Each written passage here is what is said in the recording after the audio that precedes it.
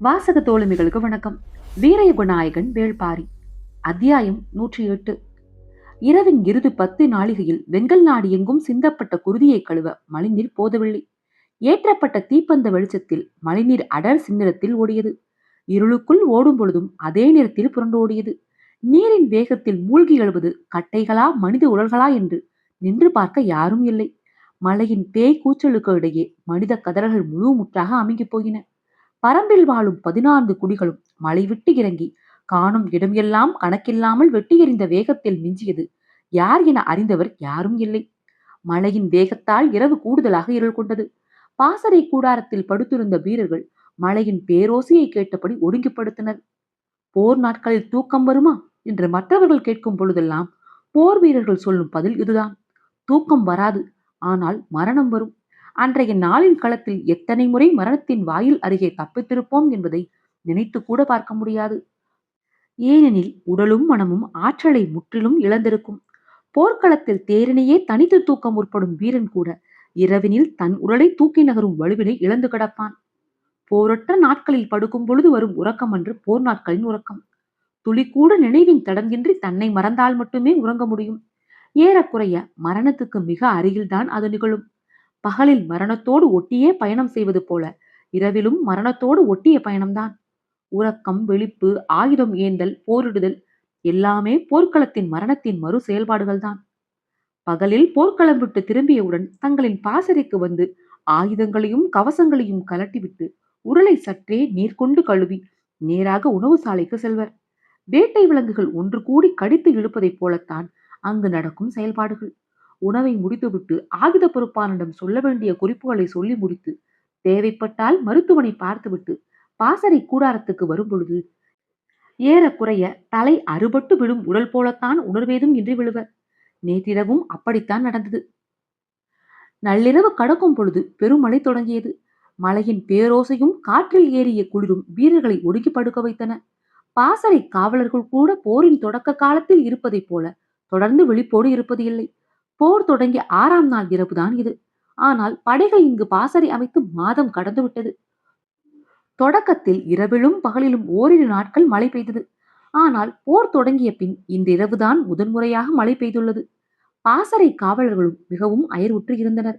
காற்றோடு சேர்ந்த பெருமழையாதலால் பரம்பு வீரர்கள் பந்தங்களோடு ஈட்டியை கொண்டு வந்து எரிந்துவிட்டு போனதை கூட யாரும் கவனிக்கவில்லை. பேய் மழைக்குள் குறிப்பறிந்து செயல்படுதல் எளிதென்று. மூஞ்சலில் வேந்தர்களுக்குள் எழுந்த முரண் இருட்டு என்பதால் அடுத்த கட்டத்தை அடையவில்லை. அதுவே விளக்கொளியில் முகம் பார்த்து சினம் கொண்டு பேசியிருந்தால் நிலைமை மோசமாகியிருக்கும். அது மட்டுமல்ல, இருளில் யார் ஆயுதத்தை கைக்கொள்வார்கள் என்று யாராலும் கணிக்க முடியாது. யாரேனும் ஒருவர் எல்லை மீறிய சொல்லை பயன்படுத்தினாலும் நிலைமை பேரிழப்பினை ஏற்படுத்துவதாக மாறிவிடும். இருளுக்குள் உருவாகும் நம்பகமின்மை கன நேரத்தில் தாக்குதலை கட்டவிழ்த்துவிடும். குலசேகர பாண்டியனின் கூடாரம் எல்லாமுமாக மாற இருந்தது. மிக சிறந்த கூர்மதியாளராக குலசேகர பாண்டியன் இருந்ததால் அந்த இக்கட்டில் இருந்து வேந்தர் குலத்தினர் ஐவரும் தப்பினர். பாண்டிய பாசறையில் முரசோசை எழுப்பி வீரர்களை இரவோடு இரவாக வெளியேற்ற வேண்டும் என்ற திட்டத்தை சோழவேலன் எதிர்த்தார். அவ்வாறு செய்தால் அவ்வோசையை கேட்டு சோழப்படையினரும் எழுந்து வெளியேற நினைப்பார்கள். அப்பொழுது அனலிப்பூச்சி தாக்கி பேரழிவு ஏற்படும் என்று வாதிட்டார். அவ்வாறு செய்யவில்லை என்றால் பாண்டிய படை அழியும் என்று கருங்கைவாணன் வாதிட்டான். இந்நிலையில்தான் கூடாரத்துக்கு வெளியில் இருந்து மெய்க்காவலர்கள் எதிரிகள் தாக்குவதற்காக வருகின்றனர் என்று கத்தினர். துடித்து எழுந்த கருங்கைவாணன் அவர்களை எதிர்கொள்வதற்கான உத்தியை சொல்லத் தொடங்கும் முன் அதற்கு வாய்ப்பே அளிக்காமல் குலசேகர பாண்டியன், இக்கணம் நாம் பாதுகாப்பாக இவ்விடம் விட்டு வெளியேறும் முடிவை எடுக்கவில்லை என்றால் அடுத்து எக்கணமும் ஒன்றாய் முடிவெடுக்கும் சூழல் வராது. எனவே உடனே வெளியேறுவோம் என்றார். சோழவேலன் எழுப்பிய கேள்வி எழுந்துள்ள புதிய ஆபத்தால் தானாகவே காணாமல் போனது. படையை காக்கும் முன் தன்னை காத்துக் கொள்ள வேண்டிய சூழல் எல்லோருக்கும் உருவானது. அந்நிலையிலும் மதிநுட்பத்தோடு செயல்பட்டார் குலசேகர பாண்டியன். கூடாரம் விட்டு வெளியேறும் பொழுது மயூர்கிழாரின் காதோடு காதாக சொன்னார்: பாண்டிய பாசறையில் அபாய ஒலி எழுப்பி விடியும் முன் வீரர்கள் அனைவரையும் வெளியேற்று. கொட்டும் மலையில் மூஞ்சலின் கூடாரம் விட்டு வெளியேறிய வேந்தர்கள் தங்களின் குதிரைகளை நோக்கி விரைந்து சென்றனர். 100 கணக்கில் இருந்த கவசைப்படை வீரர்களும் தனிப்படை வீரர்களும் வேந்தர்களை சுற்றி அணிவகுத்து நின்றனர். மூவேந்தர்களின் தனித்த முரசங்கள் வேந்தர்கள் உள்ளே வரும் பொழுதும் வெளியே செல்லும் பொழுதும் இசைக்கப்பட வேண்டும். ஆனால் சிறிய ஓசை கூட வெளியில் கேட்காத அளவிற்கு பதுங்கிய நிலையில் மூஞ்சலை விட்டு இரவின் 22ஆம் நாழிகையில் வேந்தர்கள் வெளியேறினர். வெளியேறி சிறிது தொலைவு போன பின் தான் கருங்கை வாணன் சொன்னான். நாம் புறப்படும் அவசரத்தில் செய்தி அனுப்ப மறந்துவிட்டோம். அமைச்சர்கள் மூவரும் நீலனின் கூடாரத்துக்குள் இருக்கிறார்கள். அப்படியா என்று சற்று அதிர்ச்சியோடு குலசேகர பாண்டியன் கேட்டு முடிக்கும் முன் சோழவேலன் சொன்னார். உருமன் கொடியை உடனே அனுப்பி 3 அமைச்சர்களையும் பாதுகாப்பாக அழைத்து வரச் சொல்லுங்கள். குதிரைகள் போய்க் கொண்டிருக்கும் பொழுது சோழவேலன் முந்திக் கொண்டு சொன்னதற்கு காரணம் இருந்தது. ஒரு கணம் காலம் தாழ்த்தினால் கூட தளபதி உசந்தனை அனுப்பி அமைச்சர்களை அழைத்து வரச் சொல் என்று குலசேகர பாண்டியன் சொல்லிவிடுவார் என நினைத்தார் சோழவேலன். சோழப்படையின் வலிமை மிகுந்த தளபதி என்றால் இப்பொழுது உசந்தனை மட்டும்தான் சொல்ல முடியும். அவனையும் ஆபத்துக்குள் எளிதாக சிக்க வைத்து விடுவார் குலசேகர பாண்டியன். அவர் சொன்ன பிறகு மாற்றி சொல்வது கோழைத்தனமாக தெரியும். நீலனை பழைய கோட்டைக்கு கொண்டு செல்லும் பணிக்கு பாண்டிய தளபதி மாகாணரையே அனுப்ப வேண்டிய தேவையே இல்லை. பாதுகாப்பு வீரர்களே அதை சிறப்பாக செய்வர். ஆனால் தன் தளபதிகளை பாதுகாப்பான இடத்தில் சேமித்து வைத்துக் கொள்ள வேண்டும் என்பதில் குலசேகர பாண்டியன் முதலில் இருந்தே கவனத்தோடு இருப்பதாக சோழவேலன் கருதியதால் தான் உருமன்கொடியின் பெயரை முந்திக் கொண்டு சொன்னார். அதன் பின் குலசேகர பாண்டியனால் மாற்றி சொல்ல முடியவில்லை. அவ்வாறே உத்தரவிட்டார். உருமன்கொடி 12 குதிரை வீரர்களோடு மூஞ்சலை நோக்கி பாய்ந்து போனான். குலசேகர பாண்டியனின் கூடாரத்தில் இருந்து மிக தள்ளி நீலனின் கூடாரம் இருந்ததாலும் மலையின் பேரோசையினாலும் வேந்தர்கள் புறப்பட்டதை அமைச்சர்களால் அறிய முடியவில்லை. உருமன்கொடி குதிரையை தாற்றுக்கோளால் மாறி மாறி அடித்து வேகத்தை கூட்டினான். பரம்பு வீரர்கள் அதற்குள் மூஞ்சலுக்கு வர வாய்ப்பில்லை என்பதை மனதுக்குள் உறுதிப்படுத்தியபடியே நீலனின் கூடாரத்தை நோக்கி ஓசை எழுப்பியபடியே விரைந்தான். ஆனால் எதிரோசை எதுவும் வரவில்லை. கூடாரத்தின் அருகே வந்ததும் அமைச்சர்களின் பெயரை சொல்லி கத்தினான். கொட்டும் மழையில் தனக்கே கேட்கவில்லை என்று நினைத்தபடி வீரன் ஒருவனை உள்ளே போய் பார் என்றான். அவன் சொல்லி முடிக்கும் பொழுது அவனுக்கு பின்னால் எந்த வீரனும் உயிருடன் இல்லை. மலையோசையை மீறி கேட்டது ஒரு குரல். அது எதிரியின் குரல் என அறிந்த கணத்தில் வாளினை உருவினான். அப்பொழுது கூடாரத்துக்குள் இருந்து வெளிவந்த முடியனின் ஈட்டி உருமன் கொடியின் கீழ் நாடியில் குத்தி பின்மண்டையில் வெளியேறியது. குலசேகர பாண்டியன் காதோடு காதாக இட்ட உத்தரவுப்படி பாண்டிய பாசறையில் நள்ளிரவு முரசின் ஓசை எழுப்பப்பட்டது. நன்றாக உறங்கிக் கொண்டிருந்த வீரர்கள் திடுக்கிட்டு எழுந்தனர். உடனடியாக ஆயுதங்களை எடுத்துக்கொண்டு பாசறையை விட்டு வெளியேறுங்கள் என்று உத்தரவிட்டான் பாசறை தளபதி. மலை ஓசையால் அவனது குரல் பெரிதாக கேட்கவில்லை. எனவே வீரர்கள் கூடாரம் தோறும் சென்று சொன்னார்கள்.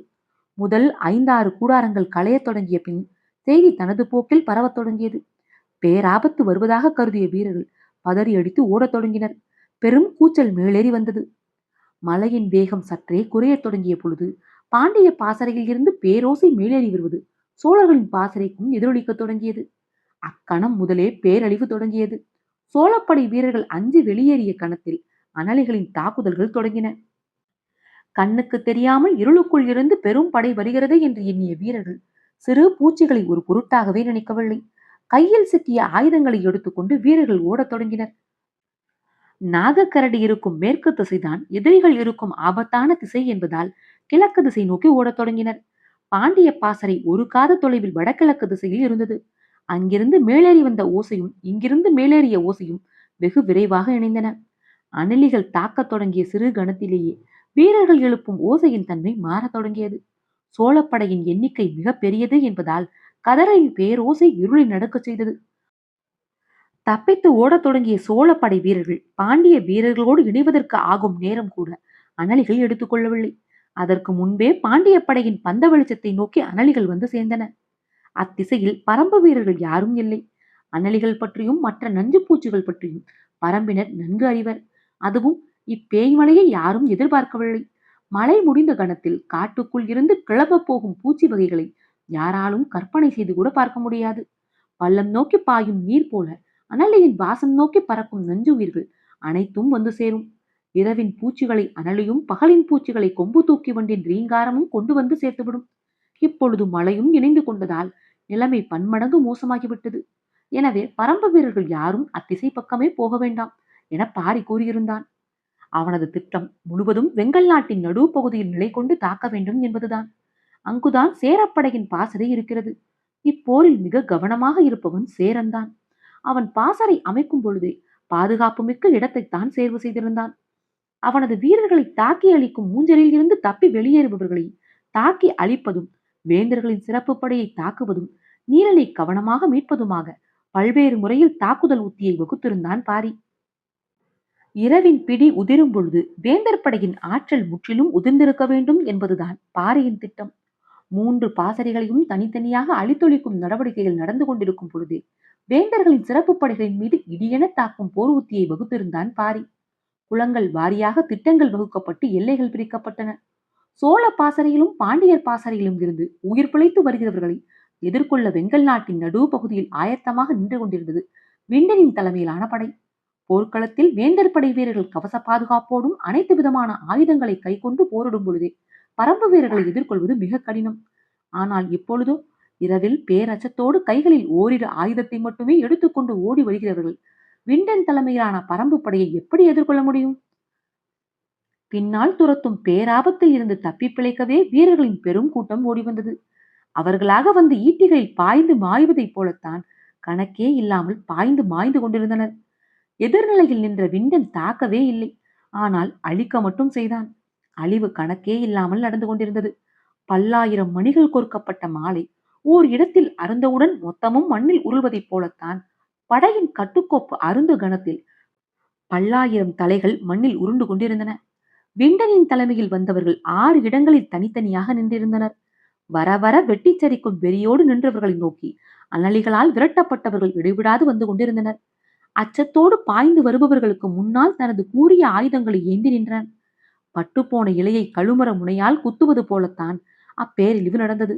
துளியளவு ஆற்றல் கூட இல்லாமல் அஞ்சி ஓடி வரும் கூட்டம் அவன் உருவாக்கியிருந்த பொறிக்குள் கணக்கே இல்லாமல் விடியும் வரை விழுந்து கொண்டே இருந்தது. இதே நேரத்தில் சேரனின் பாசறையை தாக்க உதிரனின் படைக்கு உத்தரவிட்டிருந்தான் பாரி. சுமார் 8000 வீரர்கள் இருந்த பாசறையை நள்ளிரவு உதிரனின் தலைமையிலான படை சுற்றி வளைத்தது. மழை கொட்டி கொண்டிருந்த பொழுதும் கொம்பூதி முழக்கமிடச் சொன்னான் உதிரன். தூங்கிக் கொண்டிருப்பவர்களை தாக்கக்கூடாது, எனவே தாக்குதலுக்கு ஆயத்தமாக சொல்லி அழைத்தான். அதே நேரத்தில் மூஞ்சலில் இருந்து கிழக்கு திசை நோக்கி விரைந்து வந்து கொண்டிருந்தனர் வேந்தர்கள். மேய்க்காவல் படையினர் மிகுந்த கவனத்தோடு முன்னும் பின்னுமாக அணிவகுத்து சென்றனர். பந்த ஒளி இல்லாததால் அடர் இருட்டில் பயணப்பட வேண்டியிருந்தது. மழையும் விடாது பொழிந்து கொண்டிருந்தது. சரியான திசை வழியில் வேந்தர்களை அழைத்துச் செல்ல வேண்டும் என்பதால் மயூர் கிழார் முன்னால் போய்க் கொண்டிருந்தார். ஒவ்வொருவரின் எண்ண ஓட்டமும் ஒவ்வொரு விதமாக இருந்தது. குலசேகர பாண்டியன் தனது பாசறை வீரர்கள் பாதுகாப்போடு வெளியேறி இருப்பார்களா என்ற சிந்தனையிலேயே இருந்தான். செங்கணச்சோழன் தங்கள் படை வீரர்களை காப்பாற்ற வழி என்ன என்ற சிந்தனையில் இருந்தான். பரம்பின் தாக்குதல் எப்படி இருக்கும் என்பதை 70 நாட்டில் அறிந்தவன் அவன். அவனது உடல் நடுக்கத்தை உள்ளுணர செய்து கொண்டிருந்தது. ஆனால் சோழவேலனும் புதிய விற்பனும் என் நிலையிலும் பாரியை கொன்றளிக்காமல் இந்நிலம் விட்டு அகன்றுவிடக்கூடாது என்று எண்ணியபடி இருந்தனர். கருங்கைவாணனின் சிந்தனை முழுவதும் உருமன்குடியை பற்றியதாக இருந்தது. இவ்வளவு நேரத்தில் அவன் அமைச்சர்களை அழைத்து வந்திருக்க வேண்டுமே, ஏன் இன்னும் வரவில்லை என்று நினைத்தபடியே குதிரையை விரைவுபடுத்தினான். யாரையாவது அனுப்பி நிலைமையை அறிந்து வரச் சொல்லலாமா என்று தோன்றியது. குதிரையை விரைந்து செலுத்தி முன்னால் போய்க் கொண்டிருந்த மயூர்கிழாரிடம் வந்து கேட்டான். உருமன்குடி இன்னும் வந்து சேரவில்லை. அமைச்சர்கள் என்ன ஆனார்கள் என தெரியவில்லையே. இதில் தெரிந்து கொள்ள என்ன இருக்கிறது? அனைவரும் கொல்லப்பட்டிருப்பார்கள். கருங்கைவாணன் சற்றே அதிர்ச்சிக்கு உள்ளானான். உருமன்குடி பெரு வீரன், அவனை எளிதில் வீழ்த்திவிட முடியாது. தளபதிகள் வீரத்தோடு இருந்து என்ன பயன்? வேந்தர்கள் கூர்மதியோடு இருக்க வேண்டும் அல்லவா? ஏன் அப்படி சொல்கிறாய்? நாம் மூஞ்சலை கடந்து ஒரு காத தொலைவு வந்த பிறகு அமைச்சர்களை மீட்கும் முயற்சியில் ஈடுபடலாமா? இத்தனை நாள் போருக்கு பின்பும் எதிரியின் வேகத்தையும் வலிமையையும் இவர்கள் என்னதான் புரிந்து கொண்டார்கள்? அதற்காக அமைச்சர்கள் மூவரையும் அப்படியே விட்டுவிட முடியுமா? ஏன் முடியாது? மறதியும் கவனக்குறைவும் தவிர்க்க முடியாதது. அதன் விலை அமைச்சர்களாக இருந்தாலும் கலங்காது முடிவெடுக்க வேண்டும்.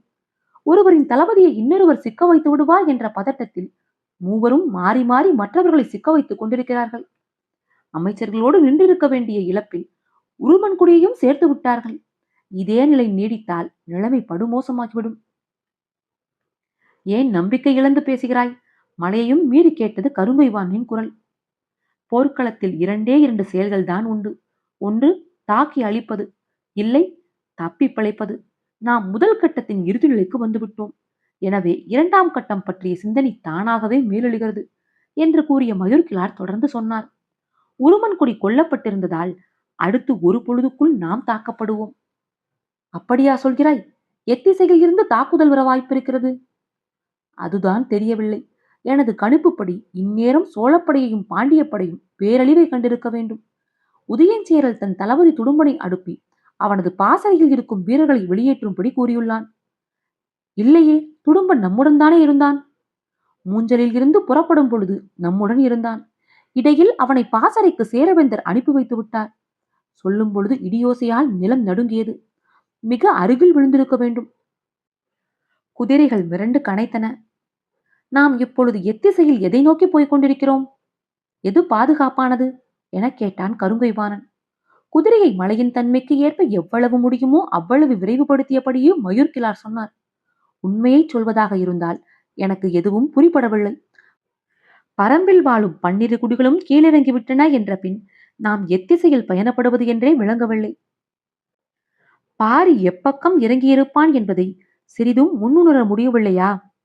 முடியவில்லை. இருளின் எல்லா திசைகளிலும் பரம்பு வீரர்கள் இருக்க வாய்ப்புண்டு.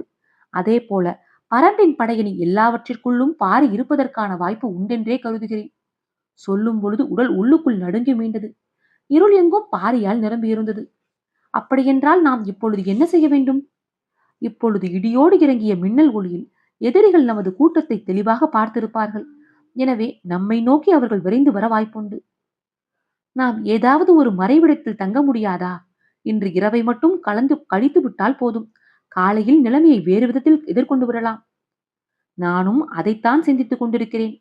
மறைவிடம் என்று ஏதும் இல்லை. எனது அரண்மனைக்கு போவதாக இருந்தால் நாமே பேராபத்தில் போய் சிக்கிக் கொள்கிறோம் என்று பொருள். ஏனெனில் வடதிசையில் காரமலைக்கு மிக அருகில் உள்ளது எனது அரண்மனை.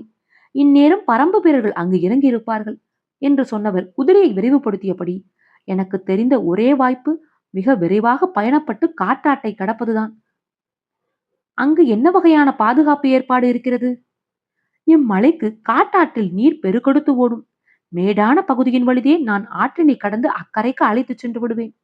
அக்கரையில் செவ்வரி மேட்டின் பக்கம் போய்விட்டால் போதும். நாம் இரவில் எவ்வித ஆபத்து குறித்தும் அச்சப்பட தேவையில்லை. ஏன், எதிரிகள் அங்கு வரமாட்டார்களா? மலை மக்கள் அச்சப்படுகிற ஒரே பொருள் நீர் மட்டும்தான். மலை மக்களின் பெரும்பான்மையோருக்கு நீச்சல் தெரியாது. அடர் கானகத்தின் இருள் கண்டு சமவெளி மக்கள் எப்படி அஞ்சுகிறார்களோ அதே போல்தான் நீரை கண்டால் சற்று தள்ளியே நிற்பது மலை மக்களின் இயல்பு. எனவே இரவில் காட்டாற்றுக்குள் இறங்க மாட்டார்கள். சொல்லி முடிக்கும் பொழுது வேந்தர் படையின் குதிரைகள் இதுவரை இல்லாத வேகத்தில் ஆற்றின் திசைவழி நோக்கி பாயத் தொடங்கியது. அதே காலத்தில் சேரனின் பாசறையின் மீது உதிரனின் தாக்குதல் தொடங்கியது. கொம்போசை எழுப்பி எதிரிகளுக்கு தாங்கள் வந்துள்ளதை தெரியப்படுத்தியதும் பாசறை தளபதி உடனே எதிர்த்தாக்குதலுக்கு ஆயத்தமானான். அப்பொழுதுதான் சேரற்படை தளபதி துடும்பன் வந்து சேர்ந்தான்.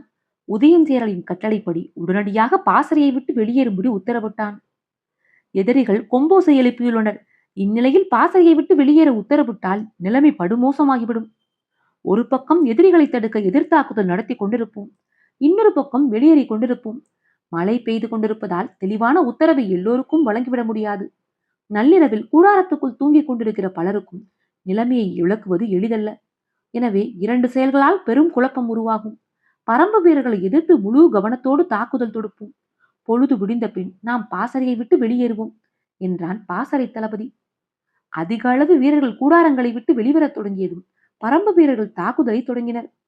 பின்னிரவு நேரத்திலும் மழையின் வேகம் குறையவில்லை. இரவு நேரத்தில் பாசறையின் மீதான எதிரிகளின் தாக்குதலை சரியாக கையாளவில்லை என்றால் பேரழிவுக்கு இட்டுச் செல்லும் என்பதை தளபதி நன்கு அறிவார்.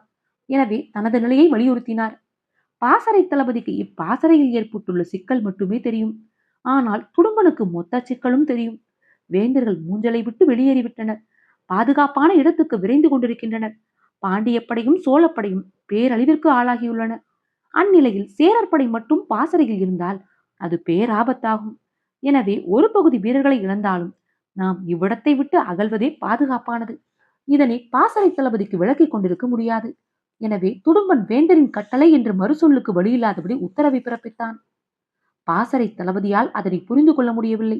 தொடர்ந்து வாதிட்டான். ஆனால் நிலைமை கைமீறி கொண்டிருந்தது. இறுதியில் பாசறை தளபதி சொன்னான், சரி, நான் மேற்கு பகுதியில் நின்று எதிரிகளை தாக்கும் படைக்கு தலைமையேற்கிறேன். நீங்கள் வெளியேறும் படையை கவனத்தோடு கொண்டு செல்லுங்கள் என்றான். தன் பாசறை வீரர்களை காக்க அவன் இறுதி வரை எடுத்துக்கொள்ளும் முயற்சியை கண்டு மறுப்பு ஏதும் சொல்லாமல் ஏற்றான் துடும்பன். மேற்கு திசையில் பரம்பின் தாக்குதல் வலிமையானதாக இருந்தது. பாசறை தளபதியின் தலைமையில் சேரர் படையினர் எதிர்த்தாக்குதலில் ஈடுபட்டனர். ஆனால் அவர்களால் எதிரிகளை பின்னுக்கு நகர்த்த முடியவில்லை. அதற்கு காரணம் பரம்பு வீரர்கள் இருளுக்குள் எவ்விடத்தில் நின்று அம்பெய்துகின்றனர் என்பதை சேர வீரர்களால் மதிப்பிடவே முடியவில்லை. இருளின் எல்லா திசைகளிலிருந்து அவர்களின் அம்புகள் பாய்ந்து வந்தன. வேந்தர்களின் படை வீரர்கள் பெரும்பாலும் தங்களின் வில்லுக்கு பட்டுநூல் நாணினைத்தான் பயன்படுத்தினர். அது மழைநீரில் ஈரமானதால் போதுமான இழுவை விசையை உருவாக்காது. ஆனால் பரம்பின் வீரர்கள் பயன்படுத்துவது எல்லாம் மான்முடியும் எருமை முடியும் கொண்டு திரிக்கப்பட்ட நான். எனவே அது மழைநீரால் எந்தவித பாதிப்புக்கும் உள்ளாகாது. பரம்பு வீரர்கள் பாசறையின் மீது அலையலையாய் அம்புகளை விடுவித்துக் கொண்டிருந்தனர். மழை பொழிவுக்கு இடையிலும் அம்புகள் கூடாரத்தை தொடர்ந்து தாக்கின. பாசறைக்குள் உத்தரவில் ஏற்பட்ட குழப்பத்தால் பெரும்பாலானோர் தாக்குதலை எதிர்கொள்ளாமல் கிழக்கு திசையில் வெளியேறத் தொடங்கினர். உதிரன் தாக்குதல் திட்டத்தின் கூர்முனை பகுதி மேற்கு திசை என்று, அதாவது மேற்கு திசையில் நள்ளிரவில் பேரோசையை எழுப்பியபடி தாக்குதல் தொடுத்தால் அச்சப்பட்டு வெளியேறும் படை கிழக்கு திசையில்தான் பாய்ந்து செல்லும். எனவே கிழக்கு திசையில் பொருத்தமான 3 இடங்களில் தங்களின் 3 குடிகளை நிறுத்தியிருந்தான் உதிரன். காய்ந்த புளிய மரங்கள், வாகை மரங்களின் கொப்புகள், முண்டுகள் எல்லாவற்றின் மீதும் பரம்பு போடிகள் ஆயத்த நிலையில் காத்திருந்தனர். சேரற்படை வீரர்கள் வரத் தொடங்கிய பின் கிழக்கு திசை மரங்களிலும் மறைவுகளிலும் இருந்து தாக்குதல் தொடங்கியது. வாளும் ஈட்டியும் சவளக்குந்தமும் பெரும் குந்தமும் இடைவிடாது குத்தி தீர்த்தன. சகதிகள் மிதித்துக் கொண்டே இருப்பது போல குத்துவாட்கள் இறங்கிக் கொண்டே இருந்தன. வள்ளைய கம்புகளின் சிறு மணியோசை திரும்பும் திசையெல்லாம் கேட்டது. பேய் மழையில் நனைந்து நடுங்கிக் கொண்டிருந்த ஆந்தைகள் பீரிடும் மனித குரல் கேட்டு பொடவுக்குள் பதுங்கின. சேரனால் அழித்தொழிக்கப்பட்ட 3 குடிகளின் தாக்குதலால் இப்பொழுது சேரற்படை பேரழிவை சந்தித்துக் கொண்டிருந்தது. பாண்டிய படையும் சோழப்படையும் அனலி தாக்குதலுக்கு அஞ்சி ஓடி வந்ததைப் போல சேரற்படை ஓடி வரவில்லை. எதிரிகள் தாக்குகின்றனர், பாதுகாப்பாக வெளியேற வேண்டும் என்ற உணர்வோடு ஆயுதங்களை கை கொண்டபடிதான் ஓடி வந்தனர். ஆனால் மழையும் இருட்டும் அவர்களை எதிர்த்து நிற்கும் பரம்பு வீரர்களை சரியாக கண்டு உணர முடியாமல் செய்துவிட்டனர். முன்புறம் தனது படை நினைத்து பார்க்க முடியாத அழிவினை அடைந்து கொண்டிருக்கிற செய்தி துடும்பனுக்கு எட்டியது. எதிரிகளின் பொறியில் மாட்டிவிட்டோமோ என்று துடிதுடித்து போனான் துடும்பன்.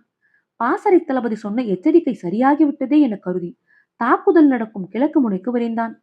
அவன் வரும்பொழுது அழிவுற்ற அவன் படை வீரர்கள் மலையென குவிந்து கிடந்தனர். ஆனால் இருட்டில் அவனுக்கு காட்சிகள் எவையும் புலப்படவில்லை. ஆனால் வீழ்த்தப்பட்டவர்களின் மூச்சிறைப்பு பேய்க்காற்று போல மலையையும் விஞ்சி கேட்டது. என்ன இது என்று மிரண்டு நிற்கையில் வெட்டி இறங்கியது ஒரு மின்னல். அவ்வொளியில் தொலைவில் நின்றிருந்த உதிரன் துடும்பனை அறிந்தான். தட்டியம் காட்டு போர் தொடங்கியதிலிருந்து வேந்தர்களின் விற்படைக்கு தலைமை தாங்குபவன் துடும்பன். எனவே அவனது முகம் மனதில் ஆழ பதிந்திருந்தது. வந்து நிற்பது அவன்தான் என அறிந்ததும் உருவிய வாளோடு பாய்ந்தான் உதிரன். வீசிய வாளோடு உதிரன் வருவது அறிந்து வாளோடு அவன் மீது பாய்ந்தான் துடும்பன். 2 வாட்களும் முழு திறனோடு குறுக்கிட்டு வெட்டின. வெட்டிய கணத்தில் மின்னல் ஒளி முற்றாக மறைந்து இருள் நிலை கொண்டது. வேந்தர் படையினர் பயன்படுத்தும் வாளின் பிடி யானை தந்தத்தால் ஆனது. காயத்துக்குள் கங்குப்பட்ட கணத்தில் உச்சந்தலைக்கு ஏறும் அதிர் சூடு போல வாளின் கைப்பிடி அதிர்வை உள்ளுக்குள் கடத்தியது. பரம்பினர் பயன்படுத்தும் வாளின் பிடி எருமை கொம்பால் ஆனது. அது வாளின் அதிர்வை கடத்தாது. உதிரனின் வாள் மோதிய கணத்தில் ஏற்பட்ட அதிர்வை துடும்பனின் கை உச்சந்தலையில் உணர்ந்தது. அப்பொழுது கை தளர்ந்து பின் மீண்டும் இறுகியது. அப்படி இருக்கும் பொழுது அவனது தலையை சீவி கடந்து கொண்டிருந்தது உதிரனின் வாள். அத்தியாயம் 108 நிறைவுற்றது. காற்றோடும் உங்கள் காதுகளோடும் நான் எவ்விமையில